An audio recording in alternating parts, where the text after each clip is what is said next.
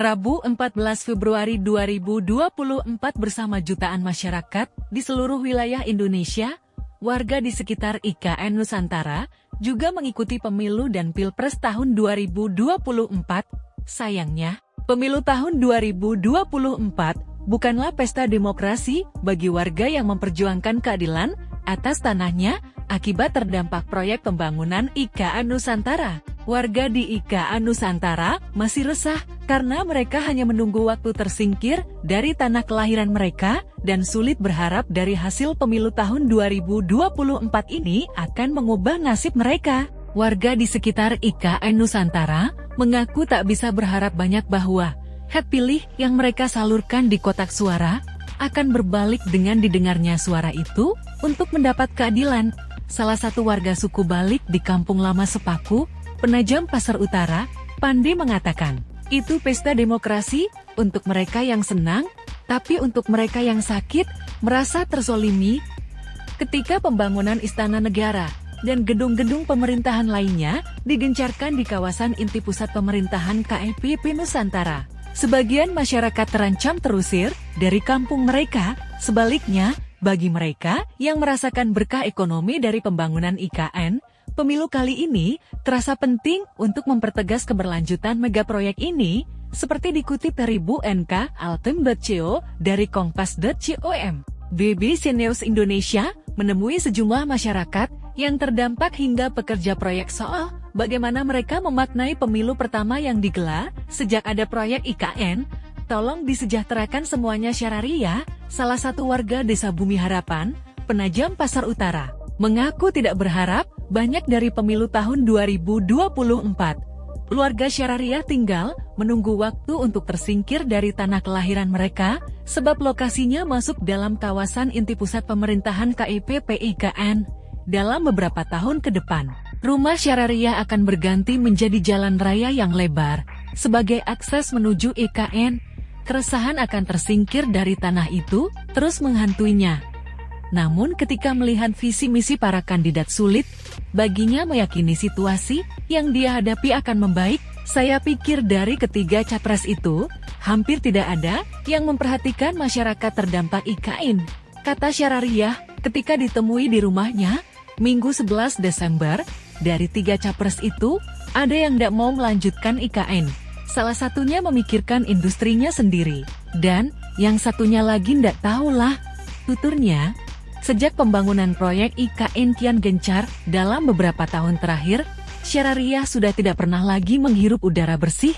Rumahnya berjarak sekitar 5 km dari lokasi pembangunan istana negara dan gedung-gedung pemerintahan lainnya.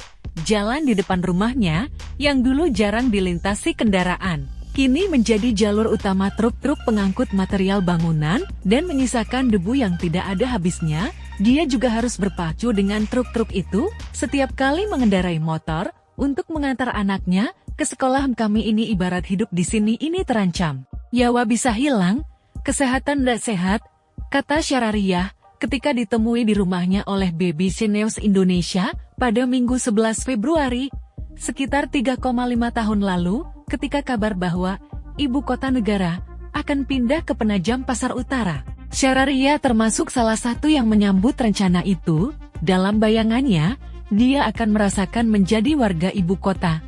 Namun nyatanya, Syarariah dan keluarganya justru akan tersingkir dari tanah kelahirannya. Rumah dan tanah yang dia tinggali masuk ke dalam kawasan inti pusat pemerintahan KIPP di IKN. Sejumlah tetangganya di Desa Bumi Harapan telah pindah setelah menerima uang ganti rugi dari pemerintah dengan kisaran Rp90.000 hingga Rp250.000 per meter.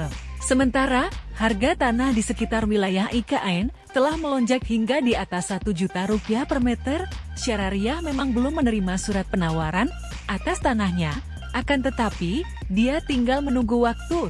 Sudah berulang kali petugas pengukur lahan datang dan memasang patok di dekat rumahnya. Saya merasa tersingkir sedikit-sedikit kan, sudah mulai tersingkir dengan IKN ini, kata perempuan keturunan suku Pasar ini.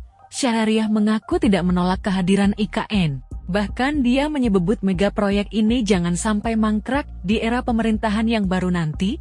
Hanya saja, dia ingin menjadi bagian dari IKN, bukan diusir dari tanahnya. Kami ingin ikut menikmati, katanya nanti ini, ada teknologi canggihnya. Ada motor yang pakai listrik, kami ingin lihatlah itu. IKN itu bagaimana nantinya, tutur syariah. Kalau pemerintah punya kebijakan, ya kami tinggalkan di sini juga dengan kesehatan dan ekonomi terjamin. Iya, saya berharap pemimpin yang adil untuk kesejahteraan orang tempatan seperti di IKN yang terdampak, yang tinggal di sini, tolonglah disejahterakan semuanya. Saya mohon itu saja, segala halnya diperhatikan dari pendidikan. Saya tidak mau dia punya janji, tapi tidak ditepati, ujarnya. Ini tempat kami sendiri, masa tuan rumah mau dilempar ke sana kemari? Kan nggak mungkin.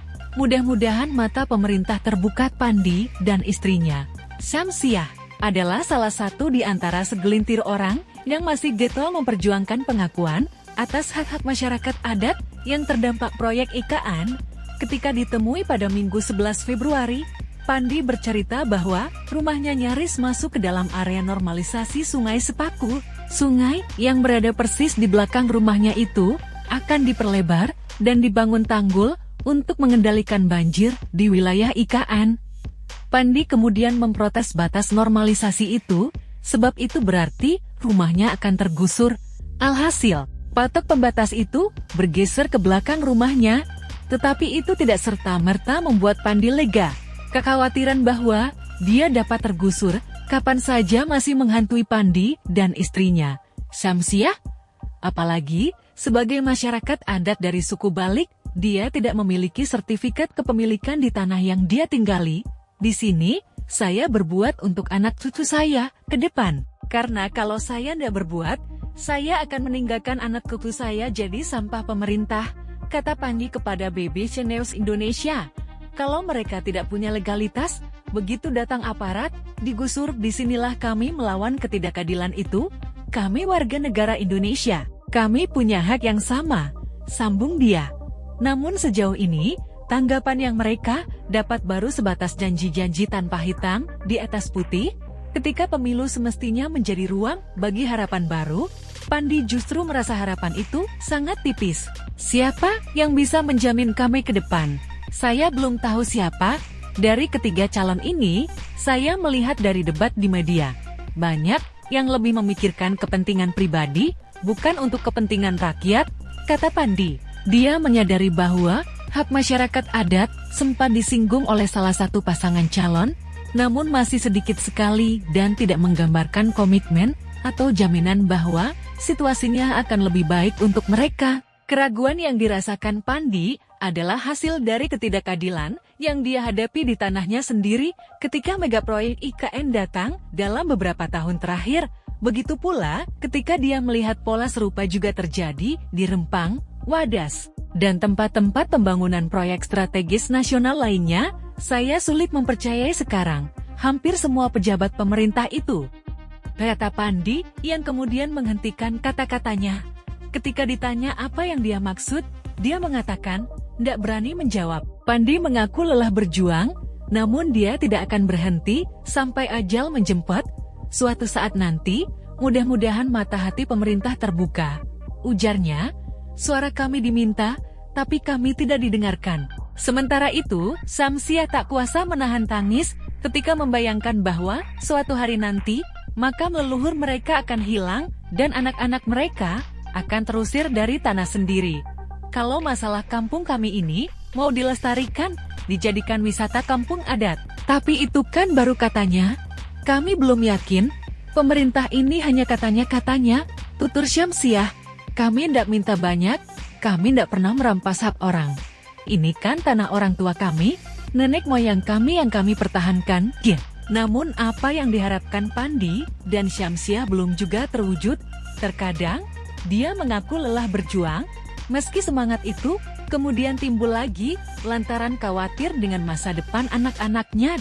Dia tidak mau anak-anaknya mengalami persoalan yang sama, terusir dari kampung sendiri karena tak memiliki legalitas atas tanah yang mereka diami berpuluh-puluh tahun lamanya. Siapapun yang duduk di atas, tolong perhatikan kami. Keluarkan kami peraturan daerah pengakuan masyarakat adat itu, biar kami tenang. Masalahnya, Kami masih sangat ketakutan, kata dia. Pemilu kali ini pun membuat dia merasa bingung karena situasinya berbeda dengan pemilu-pemilu sebelumnya. Di satu sisi, hasil pemilu ini berpengaruh besar bagi nasib mereka, namun di sisi lain, harapannya tipis untuk didengar. Masa suara kami diminta, tapi kami tidak pernah didengarkan, kata Syamsiah. Meski demikian, Syamsiah dan Pandi menyatakan akan tetap menyalurkan hak pilihnya di kotak suara. Karena nasib kami nanti bergantung pada pemerintah, kata Pandi. Download Tribun X sekarang, menghadirkan lokal menjadi Indonesia.